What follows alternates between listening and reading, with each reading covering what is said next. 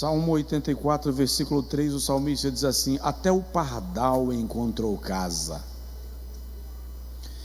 e a andorinha ninho para si, onde crie os seus filhotes, junto aos teus altares, ó Senhor dos exércitos, Rei meu e Deus meu. Algumas versões dizem assim: o pardal encontrou casa e a andorinha ninho para si. Eu encontrei os teus altares, Senhor meu e Deus meu. Diz amém? Diga comigo: eu encontrei os teus altares, Senhor meu e Deus meu. Agora vamos para o último livro do Antigo Testamento, o profeta Malaquias. O último livro do Antigo Testamento, profeta Malaquias, capítulo 2, versículo 7.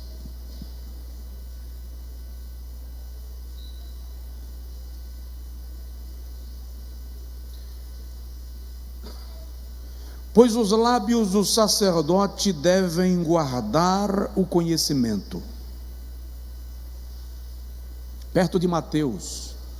É só chegar em Evangelho de Mateus e voltar. Pois os lábios do sacerdote devem guardar o conhecimento,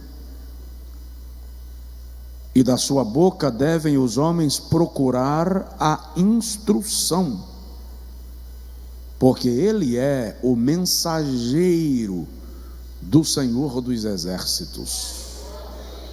Diga amém. Diga comigo: feliz. Pode falar de verdade. Feliz quem tem pastor que instrui conforme o Senhor dos exércitos. Amém. Agora pode aplaudir ao Senhor, Ele merece. Não precisa parar porque eu falei, tá? Agora diga comigo assim: Senhor, nós precisamos que o Senhor fale conosco. Amém. Podem sentar. Nós estamos numa série de mensagens falando sobre lidando com as coisas espirituais. Esta é a terceira terça-feira, e nós vamos clamando por cada mês do ano. Na primeira semana eu falei sobre a seriedade com a qual nós devemos lidar com as coisas de Deus, com aquilo que é espiritual, com aquilo que é santo, o perigo de relativizarmos o santo e o profano, de relativizarmos aquilo que é mundano, misturando com aquilo que é sagrado. Eu sempre gosto e acho que os irmãos deveriam,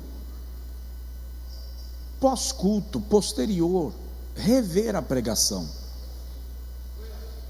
Eu acho que isso capacita a nossa reflexão com mais amiúde, com mais raciocínio acerca do assunto. Na semana passada, falando sobre lidando com as coisas espirituais, eu falei sobre o ministério, porque muitos estão lidando com o ministério apenas na perspectiva da vaidade humana, do status. Mostrei para os irmãos, por exemplo, que à luz das Sagradas Escrituras, ninguém toma para si esta honra, senão aquele a quem Deus chama. Hoje eu quero falar um pouco sobre o ministério e o altar. Ao longo dos 14 anos desta série dos 12 cestos cheios, desde que a igreja foi estabelecida, e anos anteriores que eu já fazia a campanha dos 12 cestos, Eu não me lembro de mais do que uma vez que estudar cada assunto me trouxe tamanho temor e tremor, e um pouco de medo até. Medo pela seriedade do assunto em questão, pela gravidade da questão que está sendo tratada, pela responsabilidade de tratá-la. Na medida que eu falo pausadamente, é porque eu estou levando tão a sério o assunto, que estou medindo as palavras a fim de pronunciá-las, reconhecendo o peso de cada uma delas para nós. Eu reconheço também que não estou pregando só para a Feira de Santana, estou pregando para uma boa parte do mundo. Alguns não estão aqui, verão e ouvirão depois. A minha oração é que o Espírito de Deus faça destas palavras como tição aceso em capim seco. É que o Espírito Santo faça destas palavras como espada afiada, e que ela rasgue, penetre, traspasse nosso coração, alma, sentimentos, emoções. Porque penso que se nós não aprendermos a lidar com as coisas de Deus com a seriedade que elas requerem e que o próprio Deus requer, pode ser que tenhamos que responder diante dele pela nossa superficialidade, pela maneira como nós até brincamos com o que é sagrado, com o que é sério. Inclusive eu fiz algumas perguntas e vou repeti-las. Vai repetir toda terça? Não sei. Vou repetir enquanto o Espírito Santo me inspirar a fazê-lo. Eu falei com os irmãos nas 2 terças anteriores, se é verdade que cada um pode adorar a Deus do jeito que quiser, por que Nadab e Abiú foram mortos pelo fogo de Deus quando ofereceram fogo estranho no altar? Se o que vale é a intenção, por que Uzá morreu quando tocou na arca, com a melhor das intenções de evitar que ela caísse de sobre os bois que a transportavam? Se o que vale é fazer a obra de Deus de qualquer maneira, por que será que Deus reprovou o reinado de Saul, quando ele ofereceu sacrifícios, achando que Samuel estava demorando chegar? Se Deus recebe adoração de qualquer tipo e de qualquer maneira, por que será que ele aceitou a oferta de Abel e rejeitou a oferta de Caim? Se Deus é tão romanticamente bom, por que será que ele não deu a Esaú a segunda chance para recuperar a sua primogenitura? E alguém diz, só falou de coisas do Antigo Testamento. Eu ainda quero entender a cabeça de uma igreja que rejeita o Antigo Testamento. Eu ainda tenho dificuldade, mas para você não achar que é só o Antigo Testamento, lá vai. Se o que importa é ofertar de qualquer maneira, e cada um pode fazer do jeito que bem entender, então por que será que Ananias e Safira morreram aos pés de Pedro, quando mentiram acerca da oferta que estavam trazendo para o Senhor? Se Deus não se preocupa com o que acontece no culto, Por que será que ele usou a Paulo para repreender a igreja de Corinto por ter transformado o culto da Santa Ceia num ambiente de orgia, de bebedeira, de comilança? Se os lugares que eu frequento e que eu vou, Deus não está nem aí, e isso não importa, o que importa é o coração. Por que será que Paulo repreendeu a igreja de Corinto? Porque se assentava na mesa do Senhor, na mesa da Santa Ceia, e depois se assentava na mesa da idolatria, a quem Paulo chama de mesa dos demônios.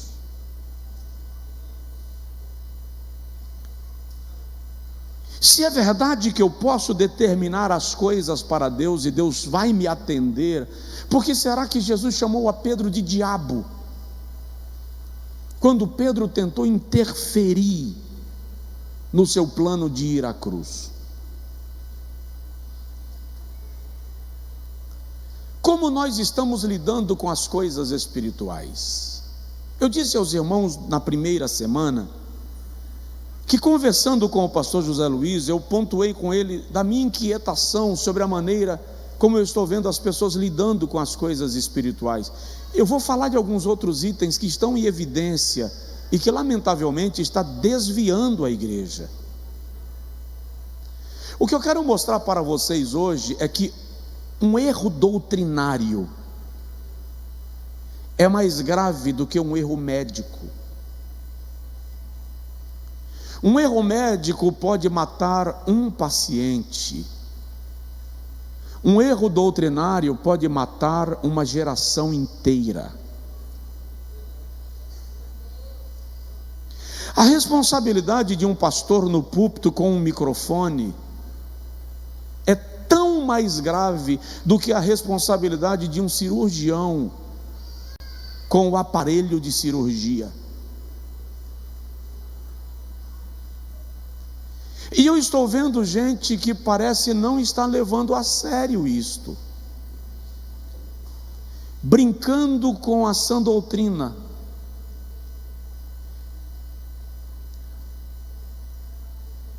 brincando com os dons do Espírito Santo, brincando com a unção.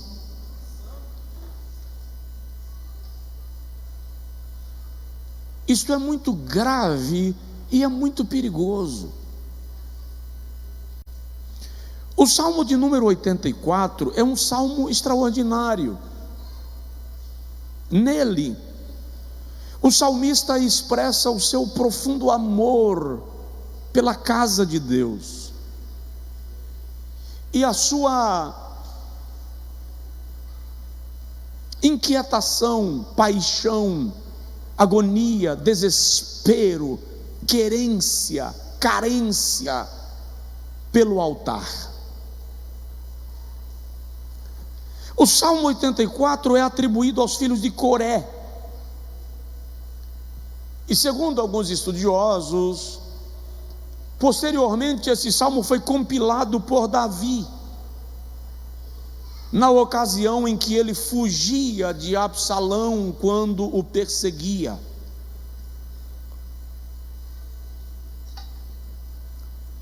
O hino começa com uma declaração tão extraordinária que estabelece quase que a melodia do coração do salmista. Ele começa dizendo: quão amáveis são os teus tabernáculos, ó Senhor dos exércitos. A minha alma suspira, sim, a minha alma desfalece, a minha alma desmaia por ânsia pelos teus átrios. Ele está revelando um coração que queima, um coração que derrete, um coração que dissolve de amor pela casa e pela presença de Deus. Incrivelmente, o salmista enfatiza o aconchego do altar. Olha o que ele diz: Até o pardal encontrou casa, e a andorinha encontrou ninho para agasalhar os seus filhotes junto aos teus altares. Alguns estudiosos acreditam que o salmista, por acaso, deve ter visto uma dessas aves entrando nas brechas das rochas, como que confeccionando o seu ninho. Aí o salmista diz: até o pardal encontrou casa nas brechas dos teus altares. A andorinha encontrou ninho para agasalhar os teus filhotes. Eu encontrei os teus altares, Senhor, Deus meu e Rei meu. Fala assim com o seu vizinho: você já encontrou o altar?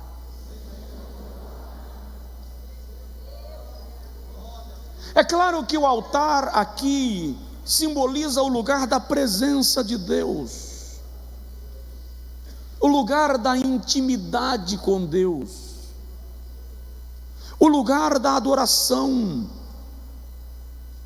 O salmista chega a dizer que ele não consegue, ele não pensa na sua vida fora do altar. Repito, a minha alma suspira, a minha alma está ofegante.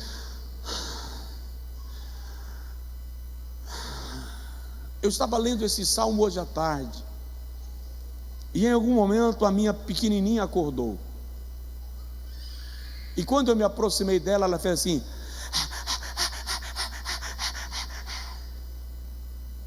Eu entendi o salmo. Davi está dizendo: como criança que suspira pelo colo que lhe aconchega, eu suspiro pelo lugar da tua intimidade. Aleluia. Minha alma desfalece. É como se Davi concordasse com os filhos de Coré e dissesse: não obstante eu ser rei e ter todas as regalias do palácio, nada se compara ao lugar da tua intimidade, nada se compara ao lugar da adoração.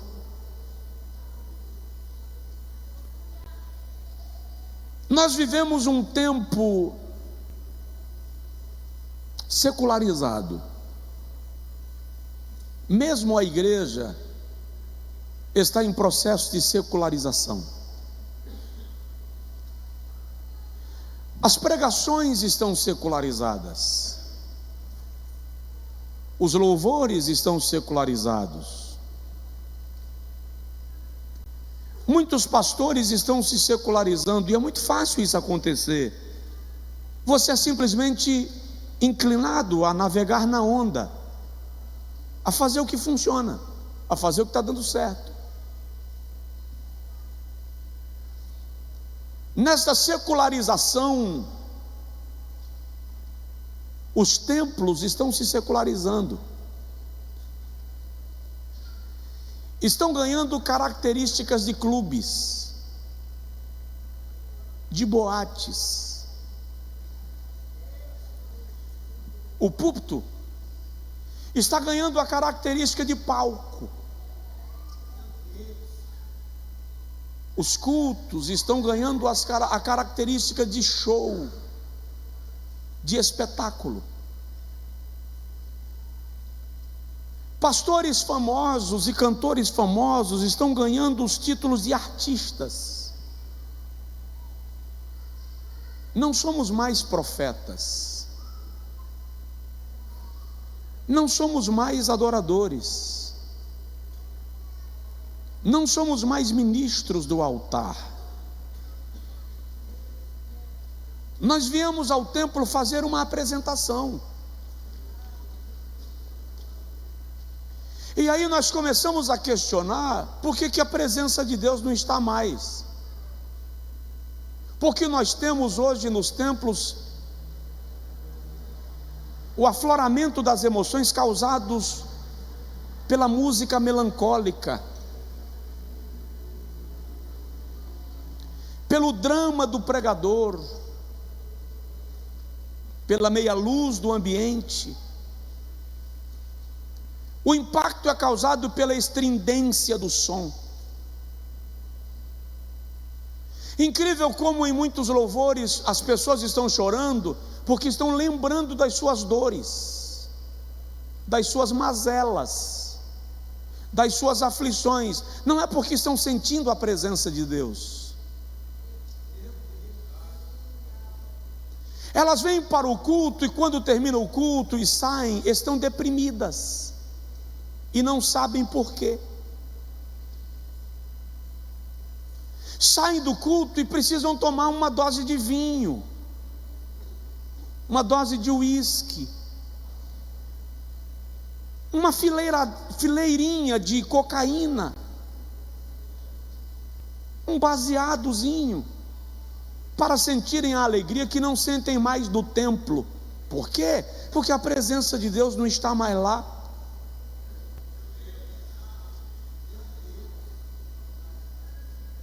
Hora de convidar Jesus de volta para o culto. Hora de convidar Jesus de volta para a igreja.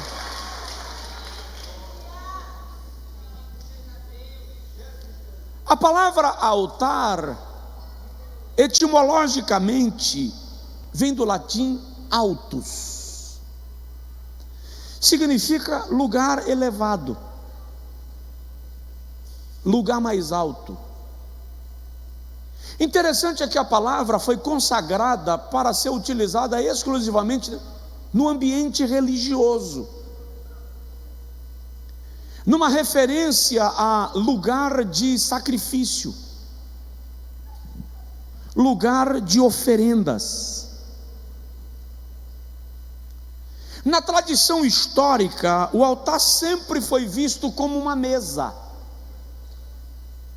O altar sempre foi visto como uma mesa, e sempre representou a mesa sobre a qual Jesus ofereceu o seu corpo como sacrifício. Portanto, o altar também aponta para a obra redentora de Jesus. O que significa que desonrar o altar é como desonrar o sacrifício de Cristo.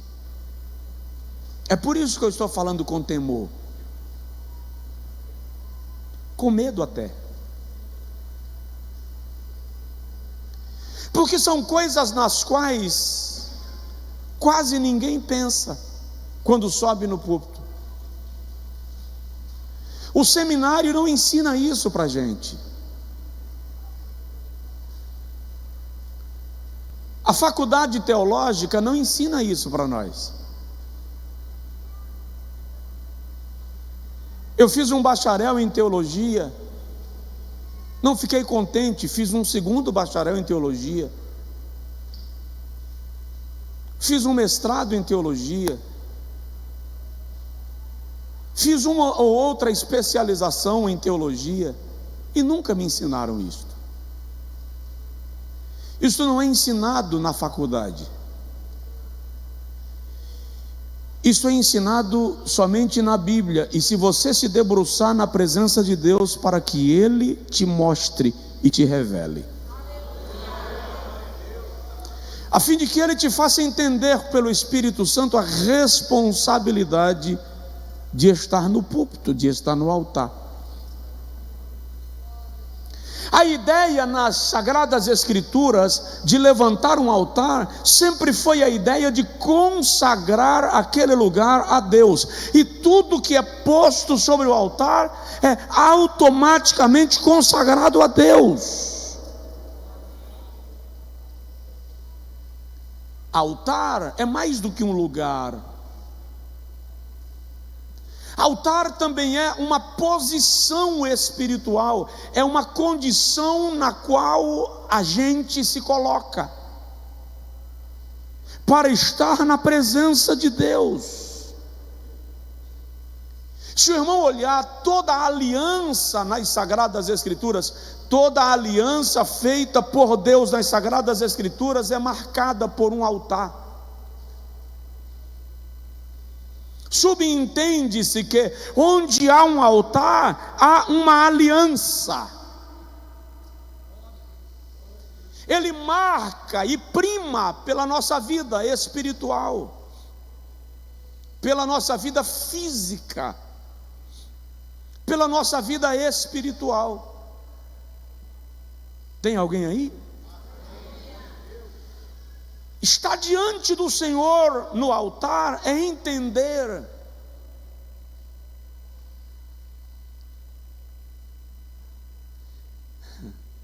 que eu não posso sair de qualquer lugar para vir para o altar, e eu não posso sair do altar para ir a qualquer lugar.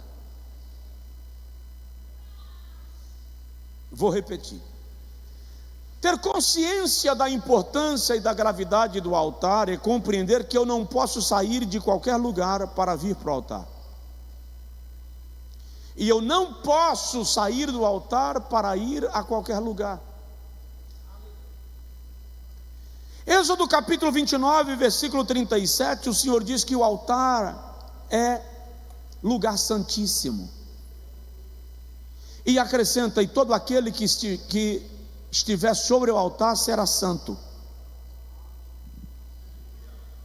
Na verdade, se todos nós soubéssemos o peso de subir no altar para ministrar, além de viver uma vida de consagração e dedicação a Deus, na hora de subir a gente faria uma oração dizendo: Senhor, me dá licença,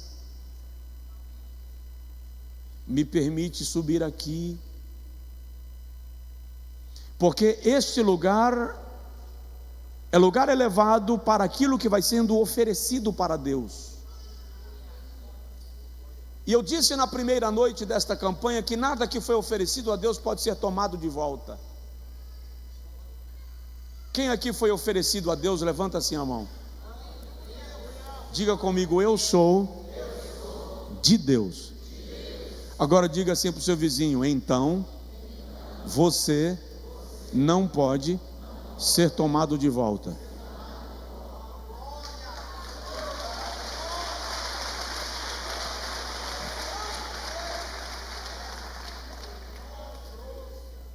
É grave, é sério. Houve um período na história do povo de Deus, tanto em Israel quanto em Judá, que os reis fizeram altares para si. E entenda, quando você lê na Bíblia a expressão altar para si, e fez para si um altar, Acaz fez isto, por exemplo.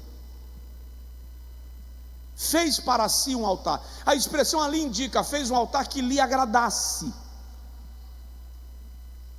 O altar não é para me agradar, o altar é para agradar a Deus. Deixa eu te falar de uma coisa grave. Acaz chegou uma vez em Damasco, capital da Síria, e ele viu um altar lindo, maravilhoso. Preste atenção no cuidado que Acaz teve. Acaz mandou chamar o seu arquiteto em Jerusalém, em Samaria. Ele viu um altar na Síria e ele mandou chamar o seu arquiteto no território de Israel. O arquiteto de Acaz veio e Acaz disse: veja o desenho desse altar e copia, faz uma planta desse altar. E o arquiteto de Acaz, a Bíblia chama de o desenhista de Acaz, fez um altar igual ao da Síria, fez a planta. E Acaz disse: agora vai na minha frente e coordena a construção de um altar igual, para que nele eu adore a Deus. Preste atenção, ele não fez um altar para adorar um Deus pagão, ele fez o altar para adorar a Deus, só que era cópia de um altar de um Deus pagão. E a Bíblia diz que Deus reprovou Acaz, porque fez um altar que era cópia de um altar pagão. O que Deus dirá de muitos louvores cantados nas nossas igrejas? O que Deus dirá de tantas teorias pregadas e ensinadas nos púlpitos em nome de Jesus? Como Deus está medindo isto? É isso que está me importunando, me causando temor e tremor, inquietação, porque ou Deus está longe e está moco, surdo, cego, mudo, broco, ou nós estamos tão cegos, surdos, mudos e brocos, que não estamos percebendo Deus bradar.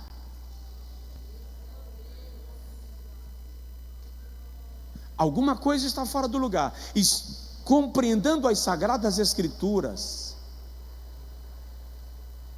que Ele tudo vê, Ele tudo sabe, Ele fala, Ele ouve, Ele tem o controle de todas as situações, porque Ele é Deus soberano e reina acima de tudo e acima de todos.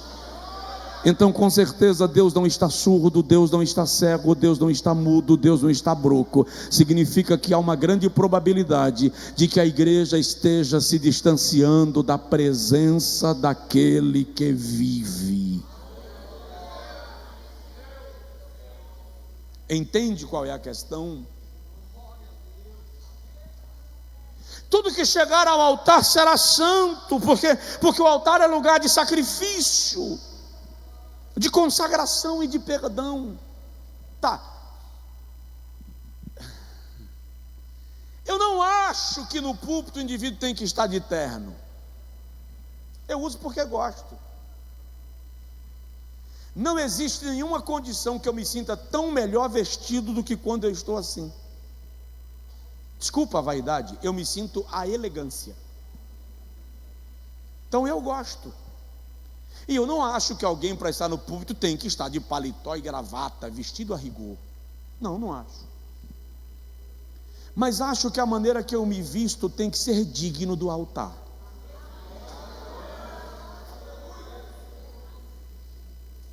Tem que ser de forma que o altar, que represente o altar. Aliás, a Bíblia chega a orientar que ninguém deveria subir no altar de forma que manifestasse a vergonha da sua nudez.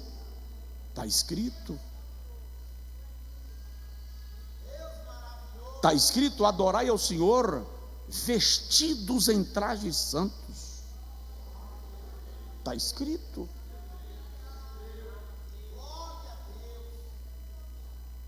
Você chega no hospital e o médico está vestido a caráter. Você chega no fórum, o juiz se assenta à tribuna vestido a caráter. Ele não julga desprovido da toga. O advogado que vai para uma causa, para uma audiência, audiência, vai vestido a caráter. O promotor também. Por que aqueles que sobem ao altar não podem estar dignos do ambiente que eles estarão apresentando o nome do Senhor? Tá, me chama de religioso. Diga que é religiosidade, que é formalismo. Vai lá e diz ao juiz que é formalidade, que é religiosidade, e está de toga no tribunal. Diz ao médico. Aliás, eu vi esses dias um doutor, uma das maiores autoridades do mundo, falando: se você, não, isso aqui não sou eu não, tá? Eu estou reproduzindo. Ele diz assim: você chega na porta do hospital se sentindo mal, e tem um médico de bermuda, sandália e camiseta, e o outro com o jaleco e o estetoscópio pendurado do pescoço. Quem você quer que te atenda na emergência? O nome disso é estereótipo. Eu não estou dizendo que o que torna um médico médico é o jaleco, mas cada um se comporta de acordo com aquilo que decidiu ser e fazer. Simples. Não tem o problema do pastor subir no púlpito de tênis, de calça, jeans. Não é pecado. Não é pecado. Mas eu já estive em lugares que o camarada subiu no púlpito de bermuda, camiseta regata, bermuda rasgada, boné virado para trás, representa o púlpito. Só isso. Não me julguem, por favor. Não me julguem. Representa o púlpito? Representa o ministério que você recebeu de Deus? Representa o altar que você está subindo? Se representa, fica à vontade. Não te incomoda? Pastor, o senhor está falando para a igreja. Quem faz isso são pastores. É porque alguns vão ouvir, vão até achar ruim, inclusive. Vão até me chamar de religioso, inclusive. Mas o que eu posso fazer? Eu estou vendo a coisa destrambelhando num nível que uma carreta sem freio chega a um ponto que, se o motorista pisar no freio, a carroceria passa por cima da cabine. É só a gente voltar um pouquinho. Não precisa ir para os idos de 1920, mas não precisa virar extraterrestre. Por quê? Porque de algum modo aqueles, e eu vou chegar lá, aqueles que ministram o evangelho, olha Malaquias 2,7 que nós lemos, representam o Senhor dos exércitos. Vamos ler? Nós já lemos, eu vou só repetir para refrescar a memória. Eita Deus, está me incomodando falar disso, acredite. Eu não estou gostando não, eu estou achando que está pesado demais, devia ser mais... pelo amor de Deus, no mundo das palestras, tanta modernidade, o pastor parece estar retroagindo. Tomar banho, deve ser efeito 50. Os lábios do sacerdote devem guardar o conhecimento, e da sua boca os homens devem procurar a instrução, porque ele é o mensageiro do Senhor dos exércitos. Se ele é o mensageiro, ele é aquele que faz conferência com Deus para transmitir aquilo que Deus lhe disse. Ele representa Deus, ele é porta-voz de Deus, precisa agir de maneira condizente. Isso para não falar dos aspectos do comportamento, da santidade, da pureza, da conduta, que não pode ser ignorados. Se Deus está cobrando de nós postura em coisas tão aparentemente simples, imagina naquelas que são tão graves. Tem alguém na casa?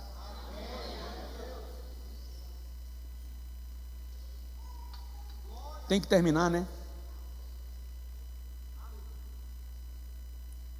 Como deve ser o altar de Deus? Bom, eu devo entender que o altar, antes de tudo, é um lugar. Malaquias 1,7. Agora eu vou chegar para Malaquias e a gente fica aqui o resto do ano. Brincadeira. Malaquias 1,7 diz assim: oferecerei sobre o meu altar pão profano? E dizeis, em que temos profanado? Nisto vocês estão dizendo que a mesa do Senhor é desprezível. Vamos traduzir?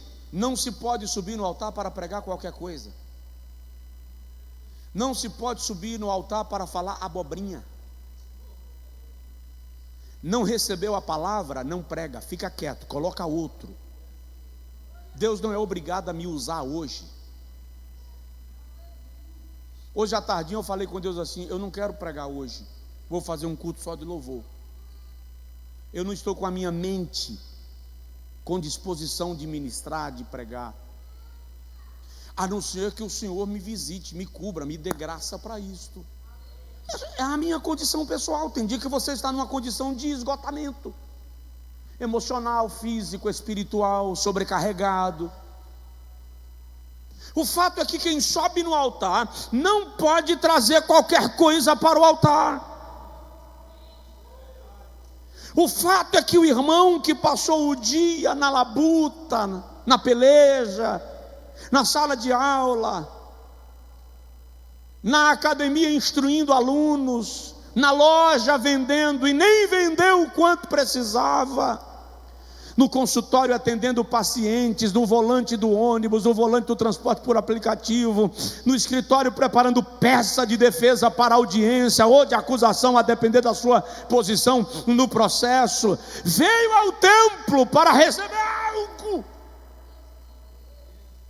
E se eu passei o dia na sinuca, na piscina, no filminho, na pipoca, curtindo a vida, e agora chego no púlpito e quero representar Deus, falando em nome de Deus, o Senhor vai dizer assim: ô negão, que hora foi que você esteve comigo para falar em meu nome?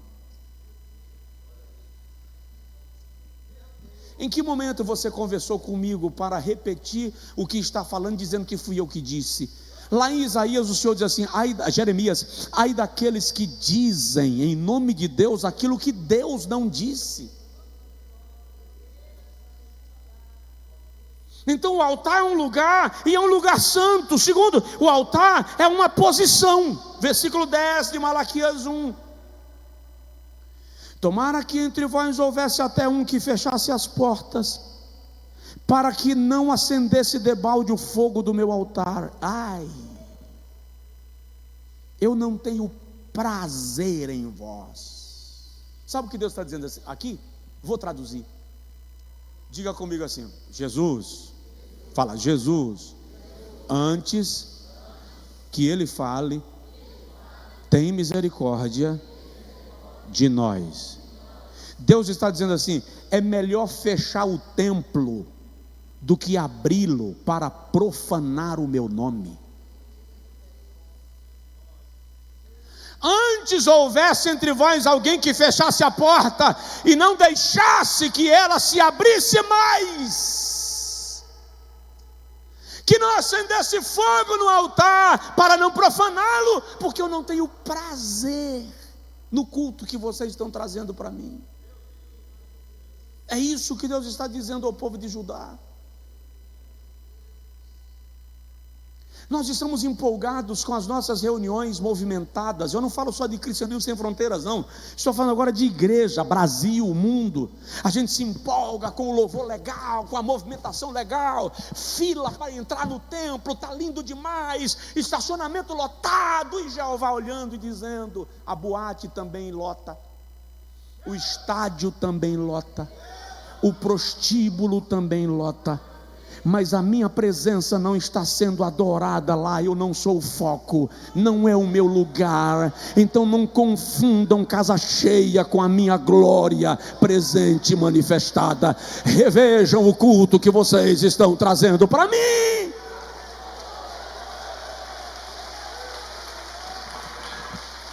Eu não tenho prazer em vós.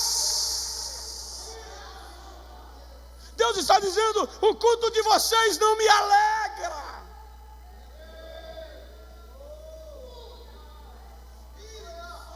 Emiai covast, anduragadaba, choramanduro mundogagai lehazagast. E nós deveríamos levar isso a sério, porque a Bíblia diz que o nosso Deus é um fogo consumidor. Hebreus capítulo 12, versículo 29. O nosso Deus é um fogo consumidor. 1 Coríntios capítulo 14, versículo 40 diz: faça-se tudo com decência e ordem. Ou seja, não é porque é para Deus que vai ser feito de qualquer jeito. Você vem para o templo empenado, com dificuldade, levou taboca durante o dia, está triste, pecou, fez o que não devia, fez besteira. E aí, pastor? E aí o Deus de toda a graça está aqui. O que Ele não aceita é que a gente brinque com a sua santidade. O que Ele não aceita é que a gente subestime a sua grandeza e a sua glória. Você chegou aqui carregado de carrapicho, se coloca diante de Deus e diz assim: Jeová, meu dia foi ruim. Ai, Senhor, eu sei que o Senhor sabe, eu nem queria vir para cá hoje, eu estou mais morto do que vivo. Eu não sei se vocês já fizeram isso, mas eu já disse: Deus, eu estou desviado. Alguém já se sentiu desviado aqui? Deus, eu estou desviado, me converte, me salva, me visita, faz o sacrifício da cruz de Cristo se derramar sobre mim. E a graça é tão graça, a graça é tão gloriosa, o amor é tão perfeito, que Deus diz assim: vem para cá, chega para perto, eu vou te lavar, eu vou te purificar, eu vou te transformar, porque você não está brincando com o meu amor, não está brincando com o meu nome, não está brincando com a minha santidade. O altar é uma posição, é quando nós corremos o risco, e nós pastores e ministros de louvor, subimos tanto aqui, que nós corremos o risco de perder a noção de importância de estar aqui. Nós corremos o risco de perder a noção da importância de estar aqui, e da gravidade. E eu vou mostrar para os irmãos, hoje não vai dar tempo, não se preocupe que eu não vou para 10 da noite, mas eu vou mostrar para os irmãos como Deus lida com aqueles que desmerecem o altar.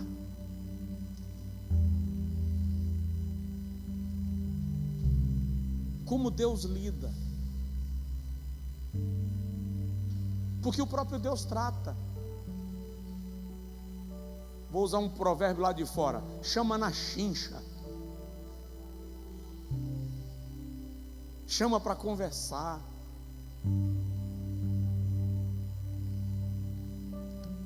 Eu queria, na campanha dos 12 sextos, estar pregando a mensagem mais empolgante. Eu queria,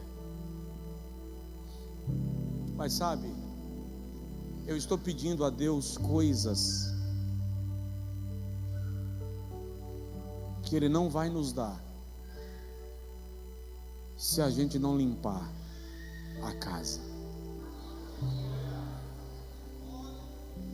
Tem um momento lá no profeta que o Senhor diz assim: espinhos e carrapichos crescerão nos teus altares.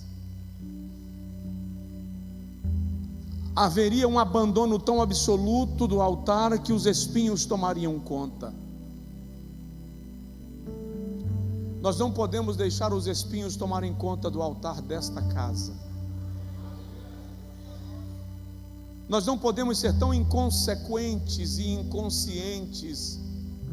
E eu peço a Deus que aqueles que ouvem esta palavra, onde estiverem e onde e quando ouvirem, entendam que esse é o tempo de renovo, de conserto, de mudança. Elias não ousou orar antes de consertar o altar. 1 Reis capítulo de número 17 e 18. Primeiro ele reparou o altar, colocou as pedras no devido lugar. É uma preocupação que eu e você precisamos ter com a nossa vida. Irmãos, eu não sei se vocês estão observando, o mundo está de ponta cabeça, o mundo está virado. Ou Jesus está perto de voltar, ou a terra enlouqueceu.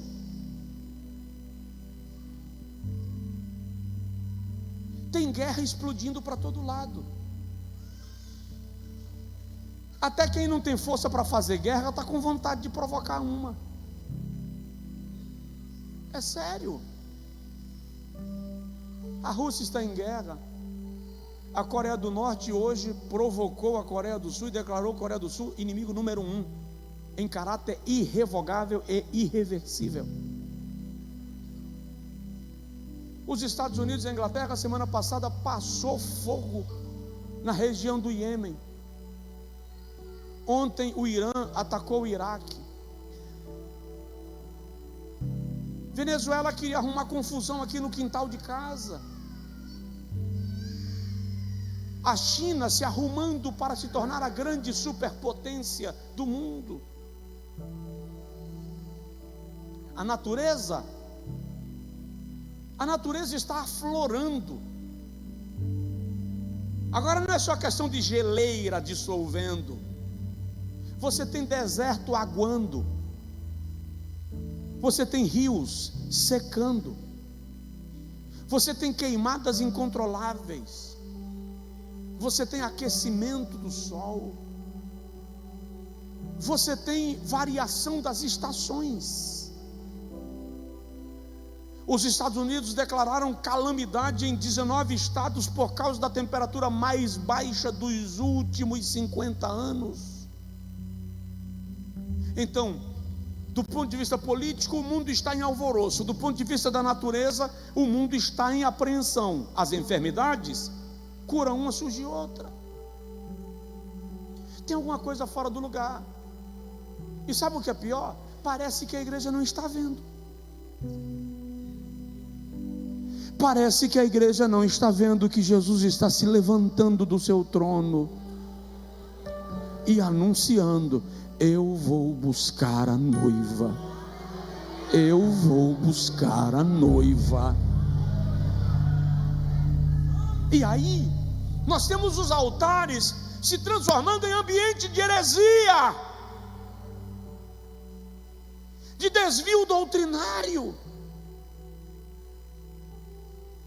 Estão pregando cada barbaridade que é fora de lógica. Eu não queria falar agora, mas vou dar só uma canja.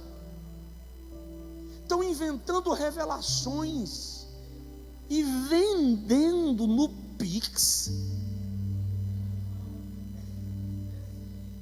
Gente, as pessoas não estão entendendo a sensibilidade do Espírito Santo. Por muito menos ele abandonou Sansão.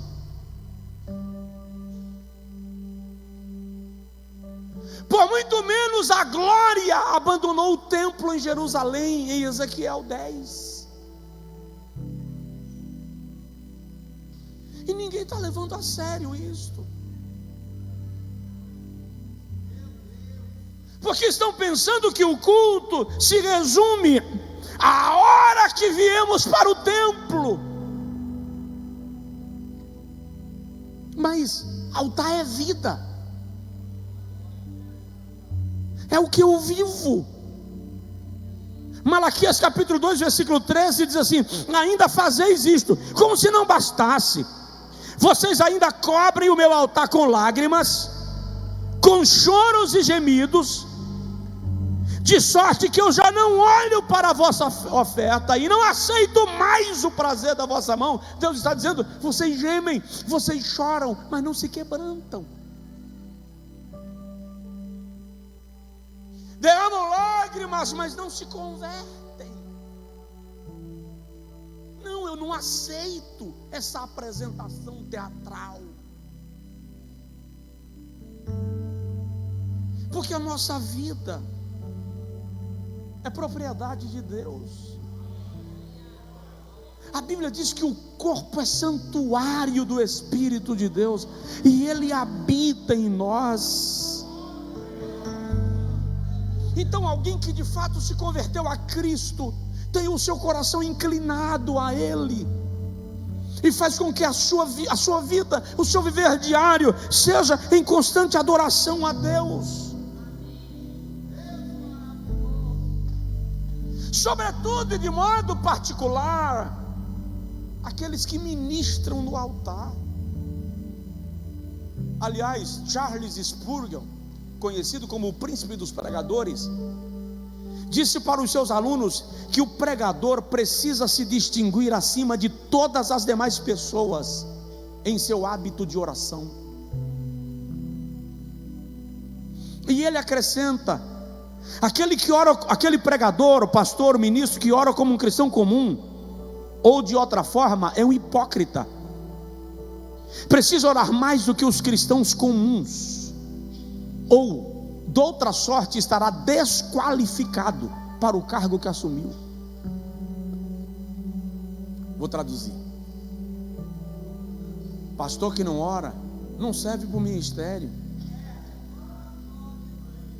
Vai para o púlpito pregar e não orou, não serve, não tem autorização para pregar. Ministros de louvor precisam tomar um tempo na presença de Deus a fim de ministrar para a igreja. Do contrário, vira apresentação, vira show, fica ruim. O diabo fica do outro lado da calçada rindo da gente. Não estou falando das coisas dar errado, não, porque às vezes o som para. Às vezes o aparelho dá problema, alguém diz assim, é o diabo. Não, é eletrônico, quebra corda, tudo isso pode acontecer. Não, é que o baixista hoje estava fora da presença de Deus. Não, tem dia que não está inspirado, não está. Tem dia que o pregador está ruim, a bateria descarregou. Não significa que tem pecado, não, está péssimo, teve um dia ruim. Não é nada disso que eu estou falando. Eu estou falando de a minha alma suspira e derrete pelo prazer de estar nos teus átrios, Senhor dos exércitos.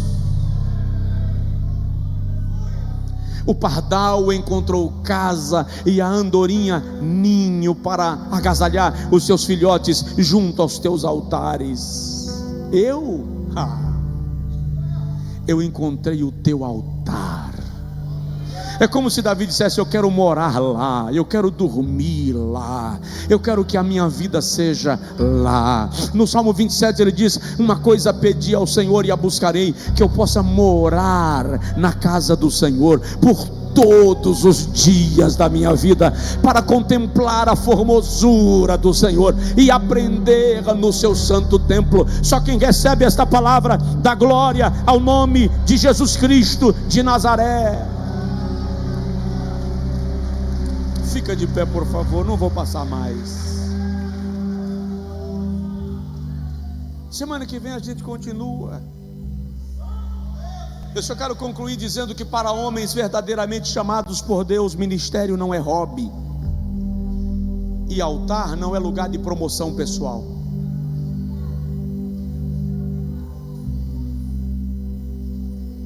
Eu dou muito graças a Deus pelo meu discipulador, meu pai. Meu pai não teve formação acadêmica.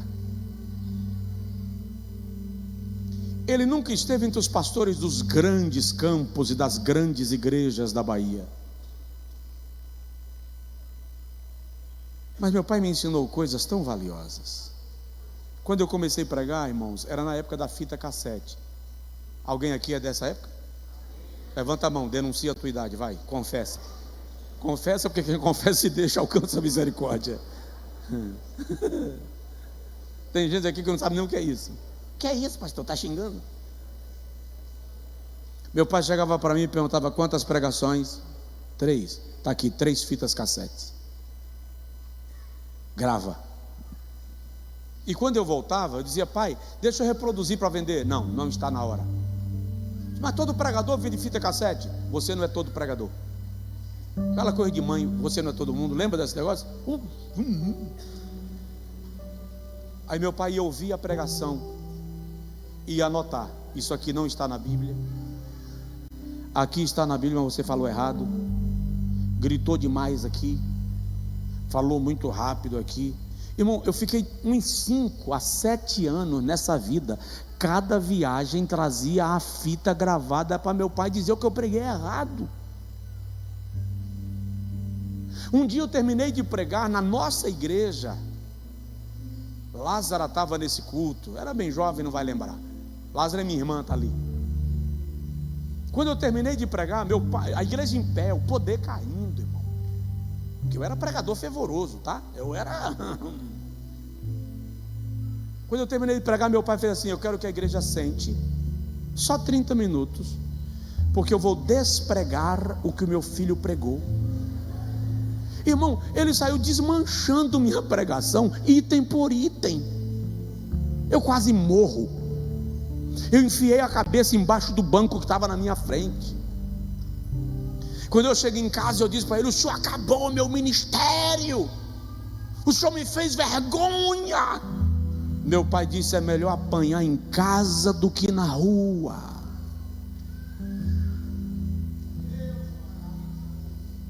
Quando eu ia pregar, ele dizia: vai fazer o quê? Pregar. Ok. Sem praia, sem piscina, sem açude, sem sinuca, sem futebol. Você está indo pregar, não passear. Eu não podia brincar no dia da pregação, não tinha direito a lazer no dia da pregação. Isso ficou tão entranhado em mim, que eu já fui pregar em Paris. Onde? Paris, Genebra, Londres, Nova York. E só porque era dia da pregação, eu não fui na Torre Eiffel, eu não fui na Estátua da Liberdade, eu não fui no lago congelado de Genebra. Por quê? À noite eu vou pregar, eu preciso ficar recolhido, me preparando para o que eu vou fazer à noite. Por quê? Terça-feira eu falo sobre isso. Porque o sacerdote é mensageiro do Senhor. Eu não posso ser mensageiro daquele que eu não ouvi. Eu não estou dizendo que o cara não pode fazer alguma coisa durante o dia, ir no shopping. Não estou dizendo isso, estou falando de mim. Ninguém é obrigado a ser dessa escola. Fui ensinado assim. Talvez eu tenha sido ensinado errado. Mas é melhor pecar pelo excesso de zelo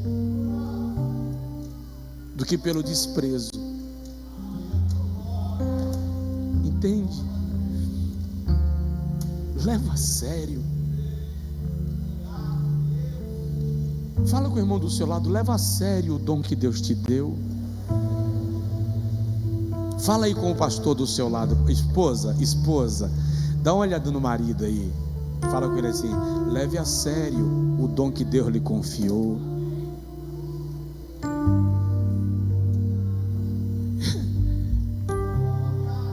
Senhor, ora mamaga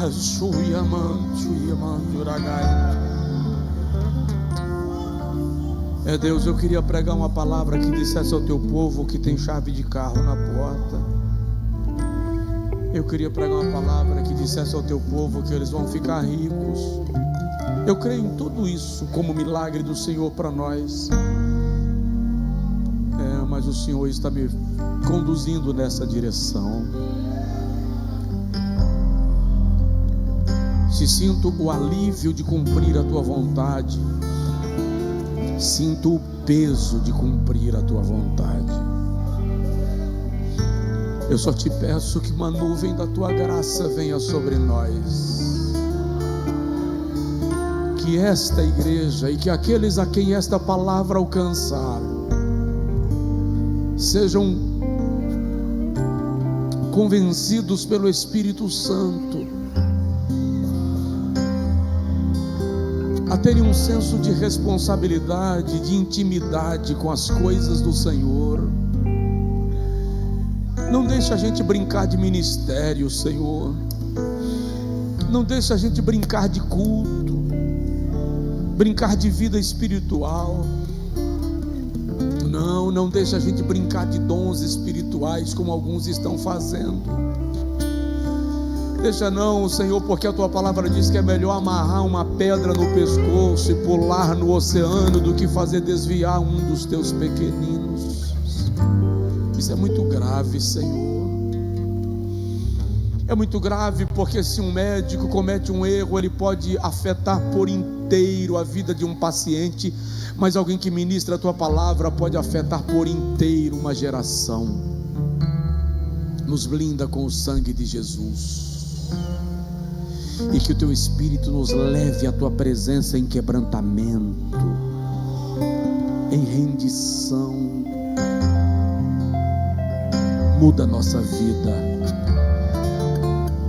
muda nosso culto, muda o nosso culto, muda a nossa forma de louvar, muda a nossa forma de pregar, muda, Senhor.